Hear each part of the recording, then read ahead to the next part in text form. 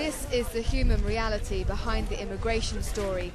Politicians talk tough on the issue, but this queue of immigrants waiting for food in Calais shows the true extent of the problem. It's the largest number of immigrants seen here for almost 5 years, according to several charity workers. Most of them are from Iraq, Afghanistan and Eritrea in East Africa.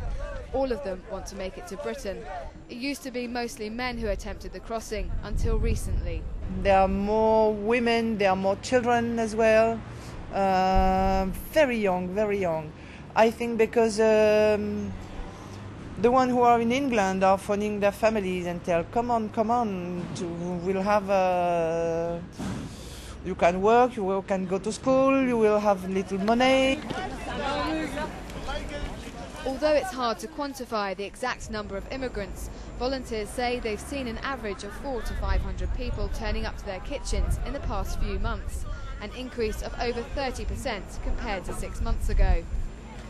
Most of these immigrants were reluctant to talk to us, but one 35-year-old who arrived 6 weeks ago from Eritrea told us why he wanted to go to England. Many people have a good life in England. They work, and there is a benefit from the government of United Kingdom.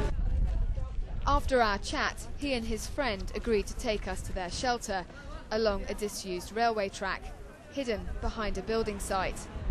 Inside, a group of Eritreans huddled around a fire, making tea to keep them warm.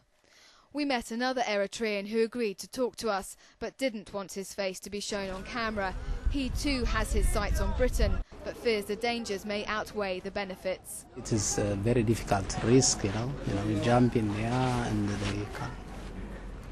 It's a chance, It's those who are lucky, they go under the car by chance, it's different ways.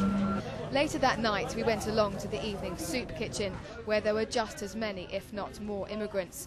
Although it's hard to see them, as volunteers are forced to secretly set up their stalls, away from lights to avoid nightly clashes with the local police.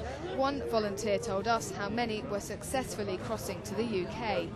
It is sure that all of them will manage to get in Britain.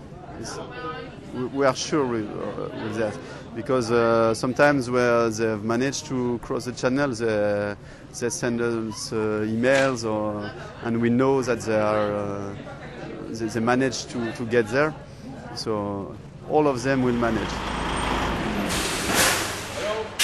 More 4 News got access to the early morning shift at Calais ferry port to see the challenges facing Britain's immigration officers. It's 5 o'clock in the morning. We're here with the immigration officers in Calais. We've been here about 10-15 minutes and already they found 2 Afghans in the back of this lorry. Both men are in their early 30s and are photographed and have their fingerprints taken before they're referred to the French authorities. As for the driver, he could face anything from a £100 fine to a prison sentence. Half an hour later, another lorry. This time there are 6 Iraqis hiding in the back. All of them are around 16 years old. There are 3 stages where the lorries are checked. First by Calais Chamber of Commerce, where each truck is screened as it enters the port. At the second stage, the lorries are chosen at random and carbon dioxide detectors are used to see if anyone is inside.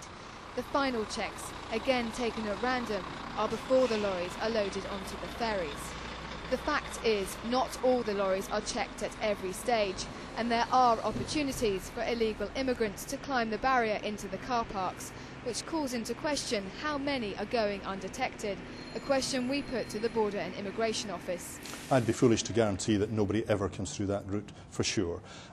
There will be people who will have hidden themselves in ways and to an extent that we can't find them or haven't found them. So I'd be foolish to guarantee that, but I can guarantee that we continue to develop our approaches and we continue to take forward that commitment on the behalf of the UK to improve our performance there. The number of people being caught trying to smuggle themselves into the country has increased since the new system began in 2004, when stronger measures to stop people leaving Calais were introduced. The numbers have risen by almost a third between 2004 and 2005 and jumped again the year after. Whether this means that more people are trying it or that more are being caught isn't clear. As well as the immigrants, the drivers are also set to lose out, and many have taken their own measures to prevent them from becoming targets. The firm I used to work for, we used to be over here all the time, and I only ever got illegals once when I stayed in Calais, but now I don't stay in Calais at all. I always stay out of Calais. And why is that? Because of the threat of illegals getting in the back of the trailers. You know, I can't afford the fine, so I just stay away from Calais. For the migrants, it's another day of trying. For the politicians, the question remains, can we build an ever higher wall?